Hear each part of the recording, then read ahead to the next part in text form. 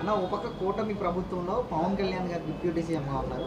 మరి deputy CM కాకుండానే పంచాయతీరాజ్ శాఖ మరియు గ్రామీణ అభివృద్ధి శాఖ కూడా తీసుకోవడం జరిగింది. అంటే 100 రోజుల్లో ఆయన ఈ పంచాయతీరాజ్ శాఖ కానీ గ్రామీణ అభివృద్ధి శాఖలో ఎలాంటి మార్పులు తీసుకొచ్చారనుకోవచ్చు అంటారు? అంటే ఎలాంటి సహాయ చర్యలు ఒక ప్రభుత్వం తరపు నుంచి కూడా పంచాయతీని ఎలాంటి రూపురేఖలు తీసుకొచ్చారనుకోవచ్చు అంటారు? ఏం చెప్తారు? దీనికి మంచి క్వశ్చన్ వేశారండి మీరు. పంచాయతీరాజ్ శాఖ ఆంధ్రప్రదేశ్ గవర్నమెంట్ స్టార్ట్ అయినాక మహానుభావులు బోల్డ్ మంది చేశారు ఈ పంచాయతీరాజ్ శాఖలో.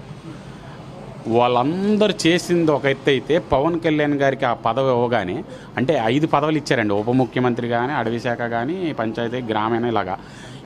ఇలా ఈ పవన్ కళ్యాణ్ గారికి ఎప్పుడైతే శాఖలు ఇచ్చారో ఆ శాఖ వాల్యూ పెరిగింది సార్. ఎందుకంటే ఒక గొప్ప వ్యక్తి పవన్ కళ్యాణ్ గారు, ఒక సిద్ధశుద్ధి ఉన్న వ్యక్తి పవన్ కళ్యాణ్ గారు, భగవంతుడు లక్షణాలు ఉన్న వ్యక్తి ఎవరైనా ఉన్నారంటే అది పవన్ కళ్యాణ్ గారు. కనుక ఆ వైబ్రేషన్స్, ఆ పవన్ కళ్యాణ్ గారి వైబ్రేషన్స్ మొత్తం ఆ శాఖ మీద పడ్డాయి. చూడండి మీరు, గత ప్రభుత్వాలు ఒక్కసారి చరిత్ర చూసుకోండి. ఒక్క రోజులో 13,326 గ్రామీణ మీటింగ్లు పెట్టి అభివృద్ధి చేసిన ఘనత, వరల్డ్ రికార్డు పవన్ కళ్యాణ్ గారికి దక్కింది. అంటే ఏంటండి, ఒక్క రోజులో అంత చేసిన వాళ్ళు ఇన్ని శాఖలు, ఇన్ని మంత్రులు కూడా ఎవరికీ లేవు. కనుక పవన్ కళ్యాణ్, దట్ ఈజ్ పవన్ కళ్యాణ్. ఆంధ్రప్రదేశ్లో ఆ స్థాయిలో కష్టపడే వ్యక్తి ఎవరైనా ఉన్నారంటే ప్రజెంటు పవన్ కళ్యాణ్ గారు.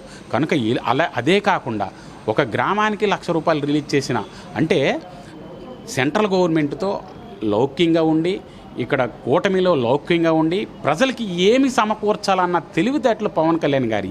అంటే ఆయన చూడండి మీరు, ఈ డైలాగులు కూడా వేశారు కొంతమంది. ఏంటి, మొన్న వరదలు వచ్చినప్పుడు పవన్ కళ్యాణ్ గారు ప్రజల్లోకి రాలేదండి.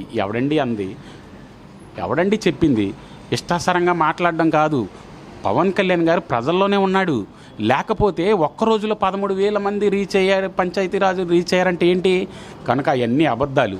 పవన్ కళ్యాణ్ గారు ప్రజల కోసం 100 కోట్లు ఆదాయం వదిలేసి ఆ కుటుంబాన్ని కూడా దూరం చేసుకొని ప్రజల్లో బతుకుతున్నారు.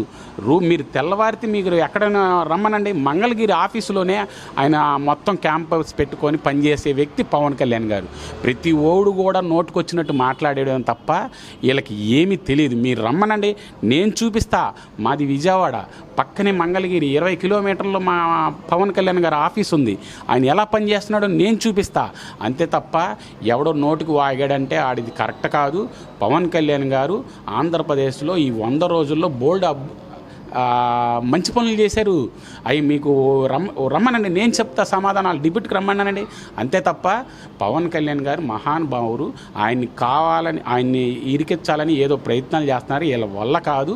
కనుక జగన్మోహన్ రెడ్డి గారికి, వాళ్ళ వైసీపీ మంత్రులు, మాజీ మంత్రులు కానీ, వాళ్ళ కార్యకర్తలు కానీ, ఎవరైనా సరే వాళ్ళకి ఎవరికైనా ఒకటే చెప్తా, మీరు రాజకీయంగా ఎదగాలంటే పవన్ కళ్యాణ్ గారిని చూసి నేర్చుకోండి. అవసరమైతే నేను మా ఆఫీస్లోకి వెళ్ళి మాట్లాడి మీకు పర్మిషన్ ఇప్పిస్తా, మీకు ప్రాక్టీస్ చేపిస్తా. రండి, జన సైనికుల దగ్గర నేర్చుకోండి. అంతే తప్ప మీరు దుర్మార్గుల్లాగా ఇది వైఎస్ జగన్మోహన్ రెడ్డి దగ్గర కానీ ట్రైనింగ్ అయ్యారంటే మీ కుటుంబం కూడా రోడ్డు పాలు అవ్వాల్సి వస్తుంది.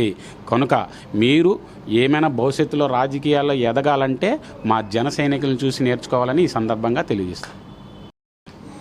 కనుక పవన్ కళ్యాణ్ గారిని చూసి ఇంకా చాలా ఉన్నాయి. ఎందుకంటే గవర్నమెంట్ వచ్చి 100 రోజులైంది, ఇంకా బోల్డ్ 100 రోజులు ఉన్నాయి.